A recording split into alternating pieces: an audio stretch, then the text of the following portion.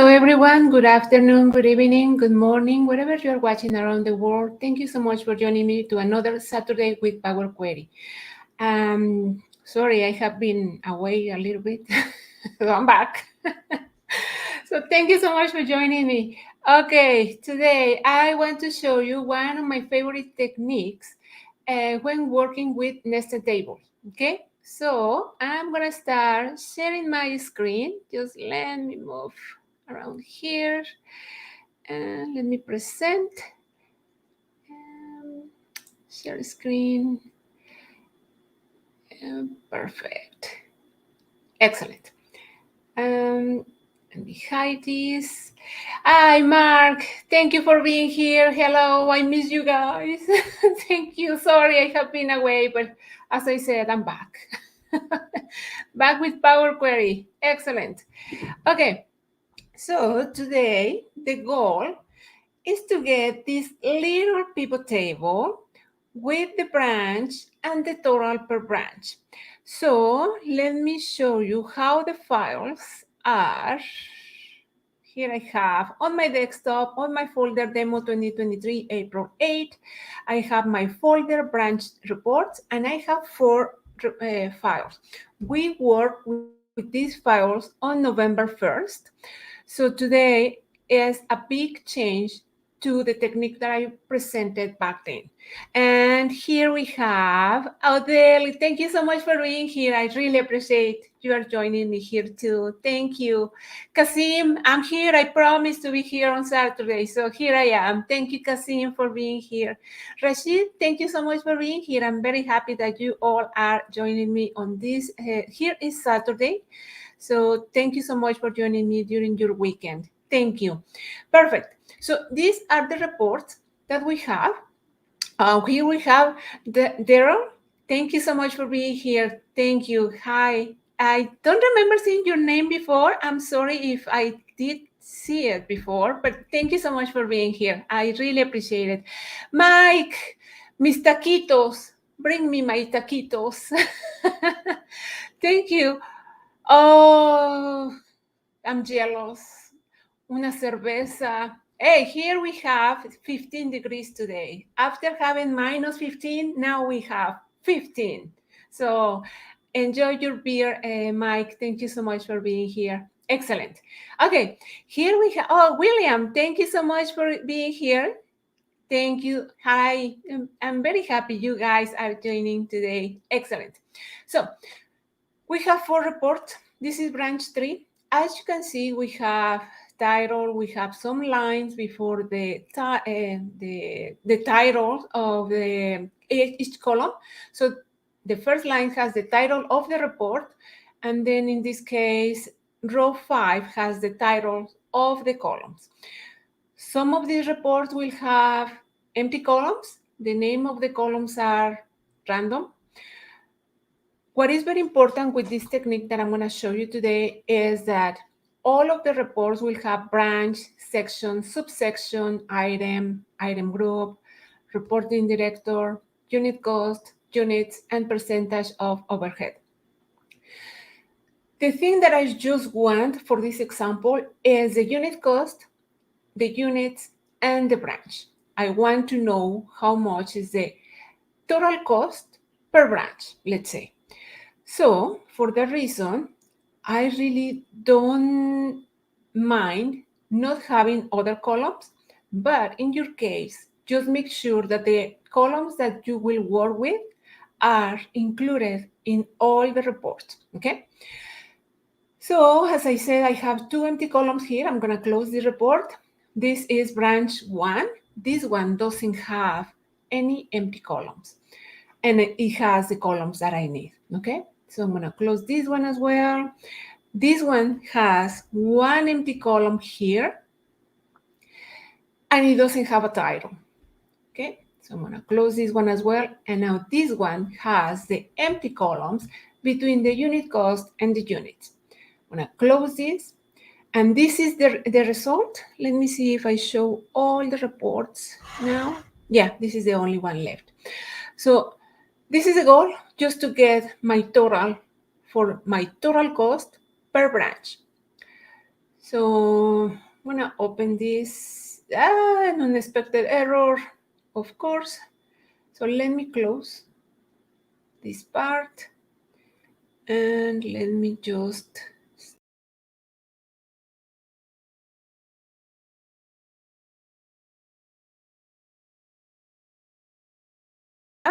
here I am.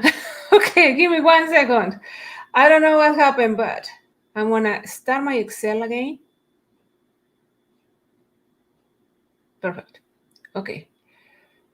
So let me present one more time.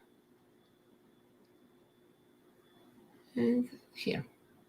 And we're going to start with an empty new workbook. This is book 1.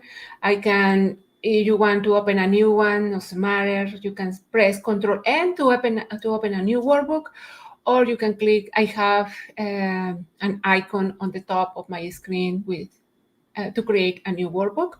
That's how I'm going to do it. So I'm going to click there. I have book 2 now.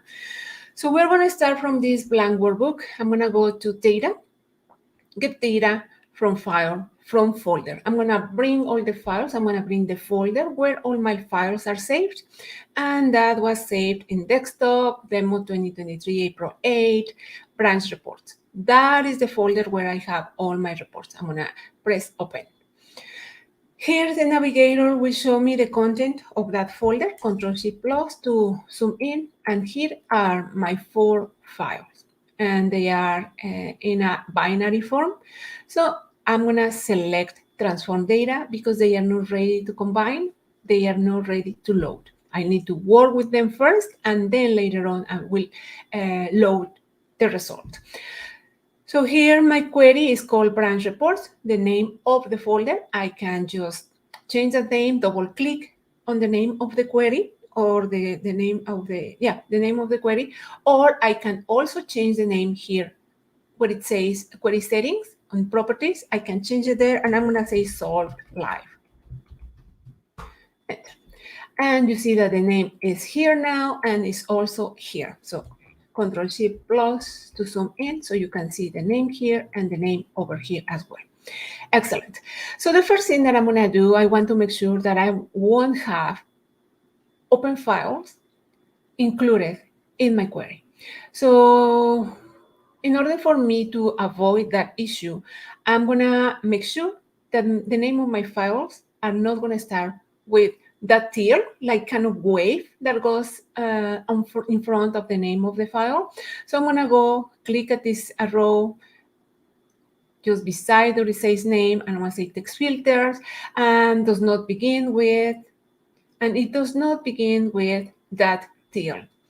And that is, let me see if I can make it a little bit bigger. This tier, this kind of wave. And Ctrl+C- to zoom out. And also, I want to make sure that I'm going to filter the extension column by the Excel file.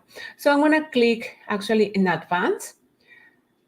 So I want to filter by the tier, and I want to filter by the column extension. That column extension contains, the text contains XLSX. And I'm going to say, okay. So Power Query has created the code for me, and it's saying that the text is not going to start with the tier for the column name, and for the column extension, the text will contain XLSX. In order for me to prevent another error, in case that the extension comes in capital and or lowercase, so I'm going to add to the optional parameter on the text contains function, and I'm going to add a comma after the XLSX, and I'm going to say ignore case. Case compare in ordinal ignore case, enter. And with this, if at any point any of these files have an extension with capital or with lowercase, it doesn't matter. Power Query will only identify that contains these letters, and then that's it. That's all that we need. Perfect. So I'm going to just rename my step, and I'm going to say this is going to be filter. Next thing that I need to do, I need to extract information from my column content, I need to get these workbooks. Instead of binary, I want to have tables. I don't want to have them as binary form. So I'm going to go or format. So I'm going to go to fx. I'm going to say equal. I'm going to create a new step. I'm going to transform the column content. So I'm going to say table transform columns, table transform columns right here. I'm going to open parentheses. The table is coming from my previous step, my step name filter, comma, and I need to transform this as list. So that's why I need to provide the curly brackets. And then inside of those curly brackets, I need to provide the name of the column that I want to transform. That is going to be the column content. I'm going to say comma, and what do I want to transform?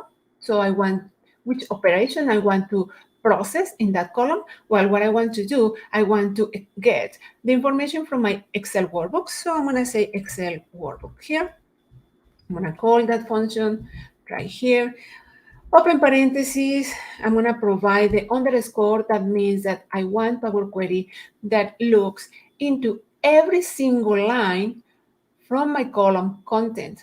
This is my column. Oh, that was my column content. So I wanted to Power Query to look at every single line because every single line is the file that I want to transform, right? So, and I'm going to go to the end. I'm going to close parentheses and I'm going to say enter.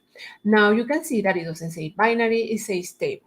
My next thing is to, let's say, expand my column content.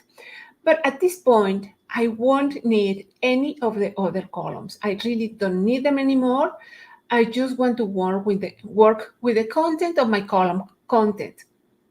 And so at the end of this function, table transform columns, I'm going to provide double square brackets. And that is because I want to process a projection here.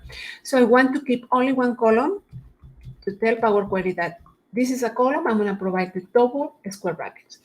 If I want to keep a column as a list, then I provide only one set of square brackets. In this case, I just want a column. I'm going to press enter. Now you can see that I have only one column content, and inside of that column, we have the information for every single file. So I'm going to click at these arrows facing opposite sides. The column in these tables that have the information that I need is the column data. That column will have all the tables that I want to transform. So I'm going to say, okay. Now you can see that the title of my column is data because that is the column that we expanded. Power Query created the code for me, and it says table expanded table column. For the table that is coming from the previous step, I expanded the column content, open the column data, and rename it as data. Yeah, okay. If I want to rename this column, I can rename it here, but I'm going to leave it as data. I don't mind keeping that name. So here, now if I click on the right of the table, so you can see that I have the content of my files. All my files have the column 1 with information for the branch. That is very important because that is how I'm going to set my next function. So I'm going to create a new step, but first let me rename my step expanded content, and I'm going to just leave expanded. I like short names for my steps because every time that I refer to that step in my functions, my code looks a little bit cleaner rather than having long names, long text for that step. And also remember that if your step, the name of that step has spaces, then Power Query will add hashtag and the quotation marks, right? So the code gets a little bit messy. For that reason, I like to have my names quite short and without the spaces. Once I have here, when I'm here, then I'm going to go to FX and I'm going to transform the content of this column. Now the column data. So I'm going to say equal table transform columns. I'm going to open parentheses. It's going to ask me for a table. The table is coming from my previous step called expanded. I'm going to press comma. What is the column that I want to transform? It's going to be the column data, but I need to provide that information as a list, as it says here. So I'm going to provide the curly brackets. The name of the column this time is data. What I want to do there is each. I want to process the following. What do I want to do first? First, I want to eliminate all the rows that are above my titles. So I'm going to say that table skip. Table skip. Open parenthesis. It's asking me for a table. The table is in every single line of my column data. For that reason, I'm going to tell Power Query, I'm going to provide the underscore to tell Power Query for the table, for the column data, go and look to every single line, and that's where you're going to find the table, comma.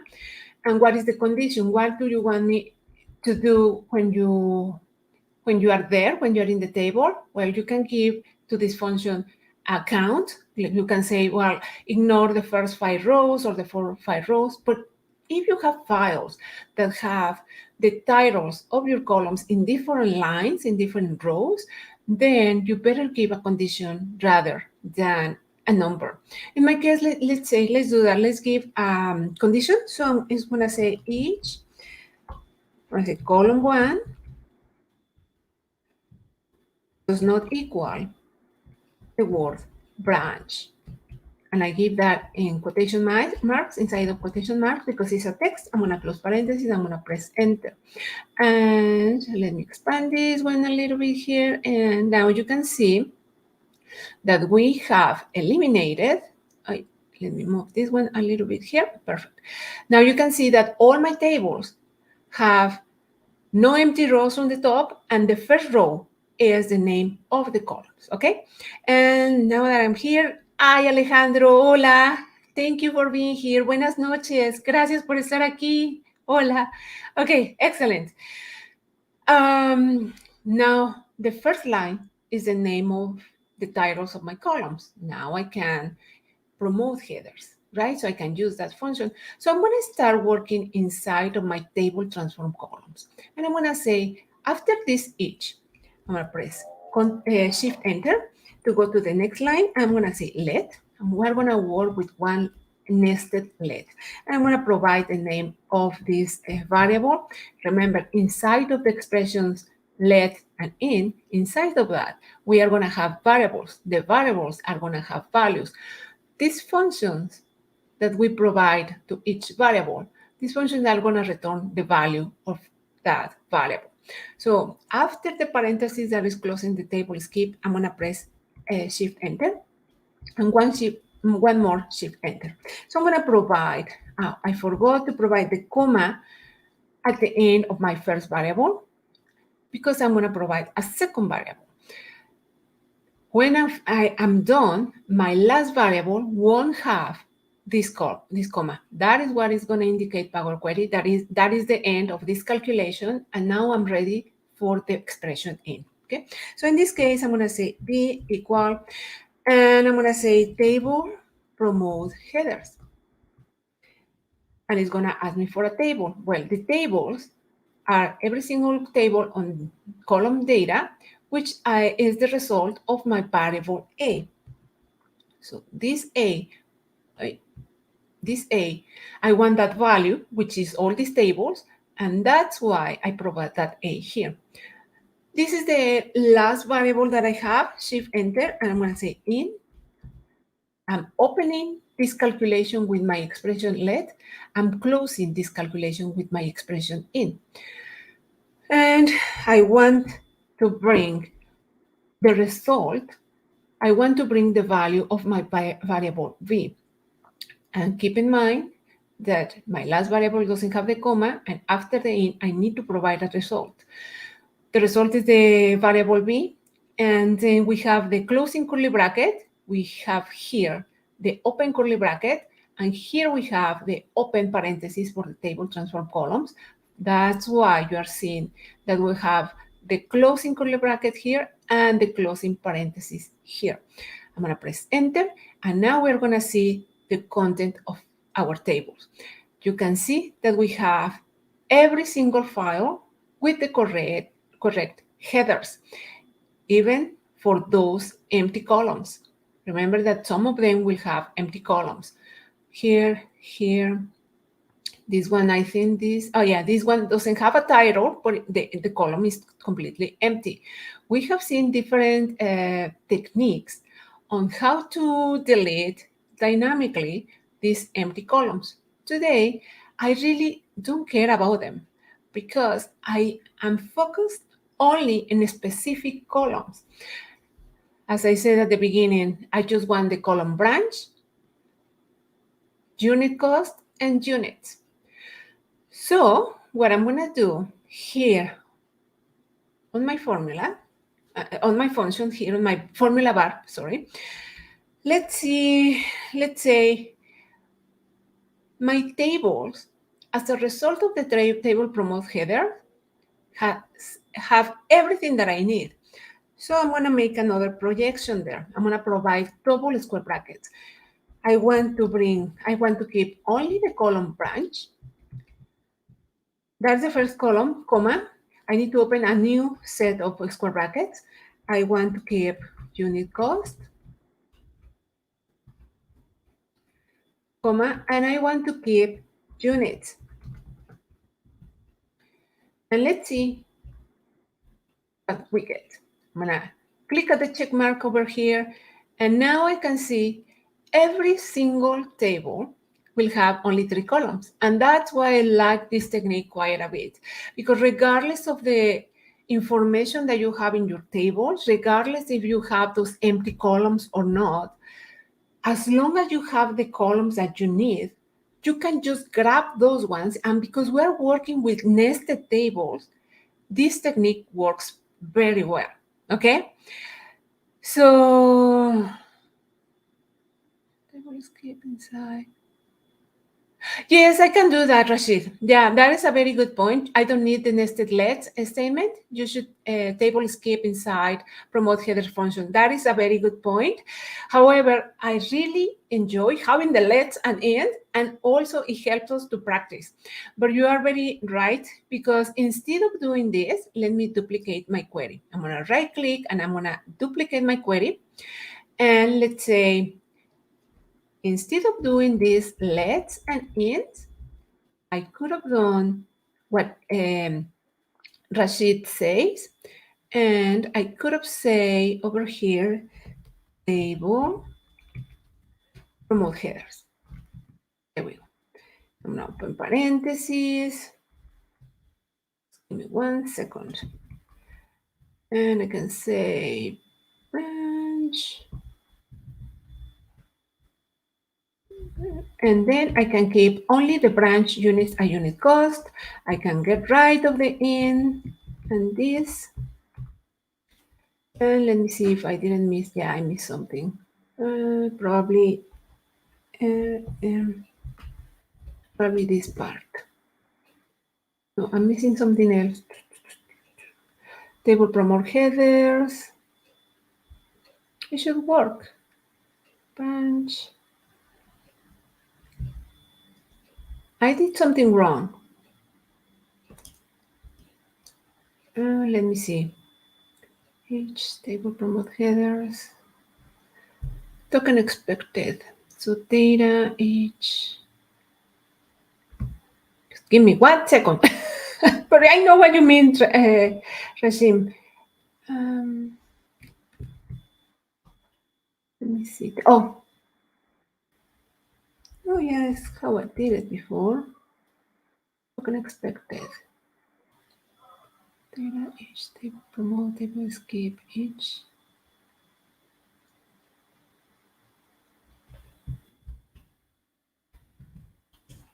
There we go. Perfect. And now I can have that. Oh, wasn't found. Sorry.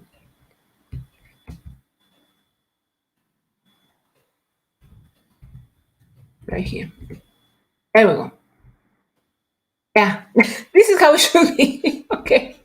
So if you don't want to have the let and end, then you get the table escape first. That is the first step. And then later on, you you grab that with the table promote headers.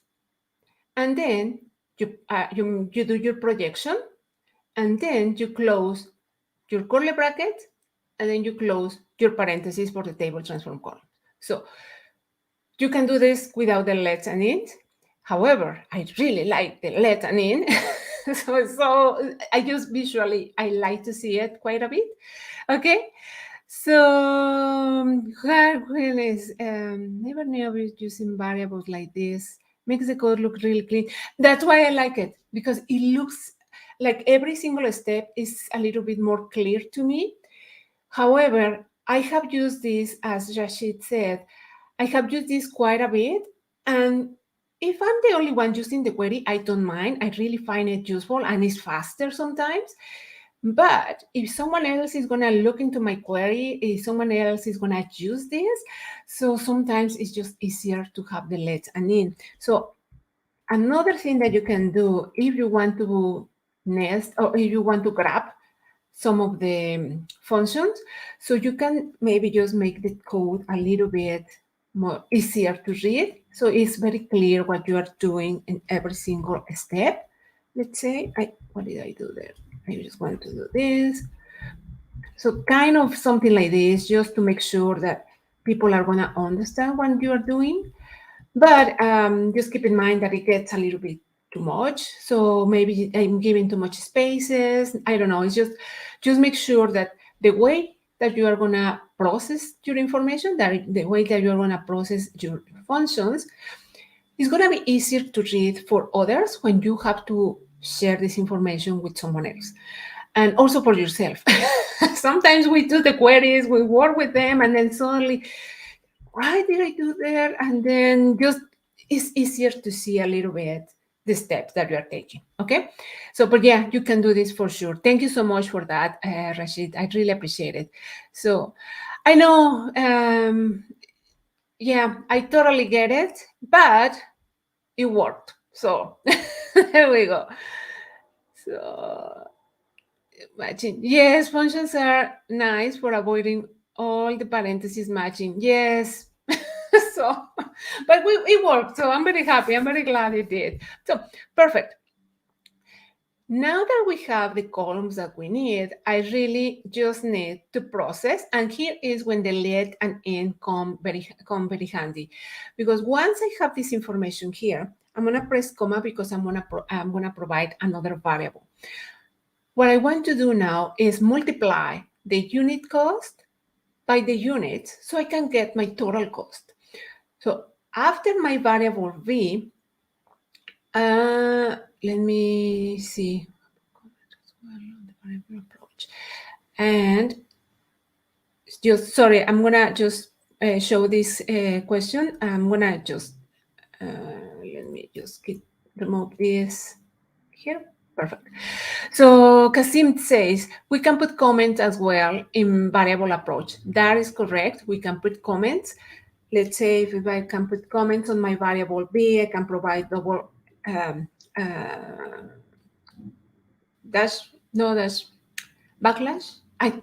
That line, that vertical line, that is like this.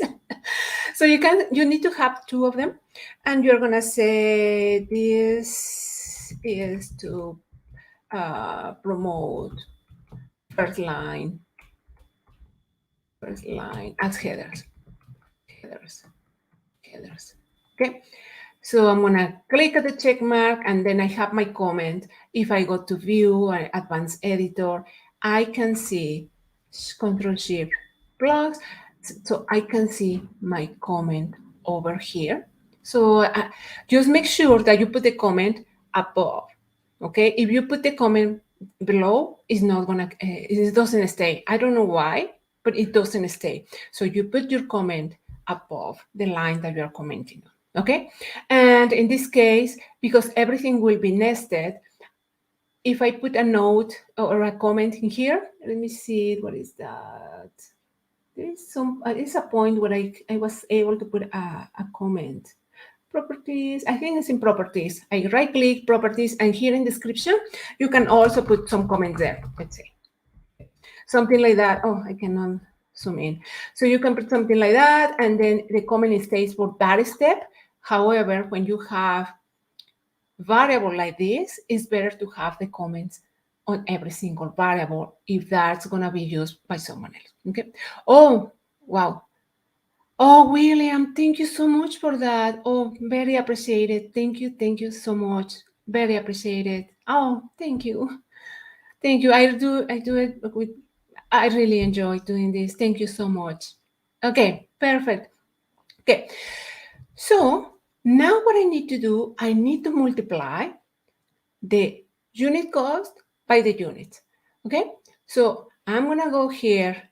I can do this in the advanced editor, but I like to do it in the formula bar because I can show you step by step. We can go one by one so you can see the progress that we're doing by adding every single variable. So after the closing square brackets, I'm gonna press comma. And I'm going to provide another variable. This variable is going to be C. I'm going to say equal. And what I need to do, I need to add a new column inside of the nested tables. So I'm going to say table, add column, open parentheses, and I'm going to say I want to add a column to the tables that are coming from my previous variable, which will be B, which is those tables that we are seeing here at the bottom. I'm going to say comma. What is the name of the new column? Well, I'm inside the quotation marks, I'm going to say total cost, comma. What do I want to process inside of that column? Well, I want to multiply, right? So I'm going to say first each. So I need to give this keyword to Power Query to say process the following, okay? And I'm going to need one set of square brackets for the name of the first column. That is going to be unit cost. I'm going to go out of the closing the square bracket. I'm going to provide the asterisk to indicate that this is a multiplication. I'm going to multiply, and I'm going to open the new square bracket because I'm going to provide the name of the next column, and I'm going to say units. And this is all that I need in this variable. I don't provide the comma, and I need to change the value that I need to have as a result. So instead of B, I'm going to say this is C. And let's see what happens. And yeah, it worked. So happy, no error. So here we have the total cost in every single table. So perfect. In this example, the only thing that I want to keep is the branch and the total cost. So let's go to our last variable and let's project only the columns that we want to keep. So I'm going to press Shift Enter just to go to the next line because otherwise it's going to break, like it's not going to be in one line. So I'm going to provide the double square brackets again, and I'm going to say branch. I'm going to go out of the first set of square brackets, and then I'm going to provide another set of square brackets, and I'm going to say total cost. And let's see, finger crossed that this is going to work properly. Yes. Now I have all the information that I need. All my tables will have exactly the same columns, the same amount of columns, the same name of columns. So I'm ready to expand this information. So I'm going to create a new step. I'm going to go to FX. It's referring to the previous step, which is just what we did. And I'm going to say table, combine. Open parenthesis is going to ask me for the tables. The tables are coming from my previous step, and I need to provide this as a list. So I'm going to do a projection from the previous step. One set of square brackets are going to project this information as a list. So I'm going to say data, close parenthesis at the end, and press enter. And here we have all our information combined. I have branch 1, 2, 3, and 4. All of them. So now I can go home, close and load to, and we're going to create connection only. I'm going to say okay, because I want to bring this information as pivot table. So I'm going to right click at my query, load to, pivot table report, let's say P2, and I'm going to say okay. Perfect. And we say good night. Buenas noches, Luan. Thank you so much for being here. Very appreciated. Thank you. Okay. Now let's go to total cost. Let's bring total cost to the values and the branch to the rows. I'm going to just zoom in a little bit. I'm going to right click on the numbers, number format. Actually, number format. No, right click. Format cells. That's the one that I want. I got number, use 1000 separators and 0 decimals. And I say, okay. Oh, no, here it was the other one. Sorry about that. Number format. Sorry about that. It was number, use 1000 separators, 0. And I say, okay. And now all of them are changed. When I selected format cells, then it just changed the format for these cells. If I selected the number format, then it changed all the numbers in this specific field. In this case, it's total cost. Okay, excellent. You see that it works. You see that it works perfectly as long as your source has all the columns that you are going to work with, and also all the columns are named in the same way. Okay, so very, very important to keep that in mind. But you can see that it doesn't matter. We don't need to use the table profile that we have used before when we want to delete the empty columns dynamically. In this case, as long as you have all the columns that you need and all of them are named in the same way, you will find your way to get into that, that format. Let me go back to my query.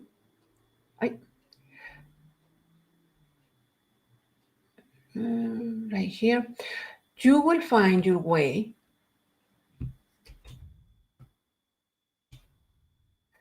to get to this point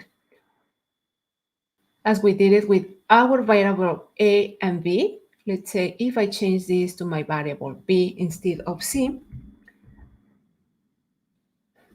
excuse me, you will find a way to keep only those columns, to have all the first lines promoted as headers. Your headers will be matching with in all your tables, and then you can keep the ones that you need only. From there, you can do, I'm going to change this to from B to C, and then you can do all your transformations as needed. So it's very simple, very easy, as long as you know what to look for, and as long as you don't expand the tables until the point that there is consistency on those columns. Okay, excellent. Any questions? Let me know. I don't see any questions though, so I'm assuming it's very clear, or I confuse you enough that you don't have any questions. Okay, excellent. So I don't see any more, so I'm going to stop sharing. So I'm back to Saturdays with Power Query. So I'm sorry for the long wait, but anyhow, so and more Excel will come, but I think I'm going to try to do the shorts. We'll see, but more content is coming more consistently. It has been quite a bit of things happening here and there, but I'm back. Excellent. Thank you so much. Thank you so much. And again, thank you so much, William. Very appreciated. Thank you, Mark. Very appreciated. You are always here supporting. So I really, really appreciate it. All the ones and everybody who is watching this video, but everyone who is here, no matter how long it takes me. So I always see you when I'm back. Thank you so much. I really, really appreciate it. Always supporting. Thank you so very much. Well, if you don't have any more questions or any more comments, I will give you back your Saturday or Sunday. I think Kasim probably is in Sunday now. So thank you so much.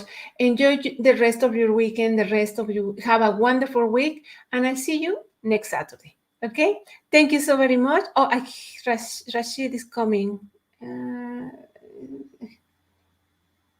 Yeah, you told me the other day. I will try. I will try, but I may have some errors. But yeah, let's try. Let's try that. Yeah. Okay. Awesome. Thank you, Kasim. I really appreciate it. Thank you.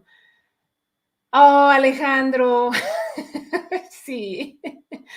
Always. There is always something, right? So, live at John. Oh, thank you, Daryl. Thank you. Very appreciated, though. I'm glad. you are here, and yeah, little by little. I know sometimes Saturday it might not be the best time. Everybody's busy and resting, but you can always watch the recorded version. Okay, excellent. Well, I'll see you next Saturday. Have a wonderful week. Stay safe. Enjoy the time that you have around. I don't know, the weather here is getting beautiful, so I'm very, very happy. So have a wonderful week, everyone, and I'll see you next Saturday. Bye bye.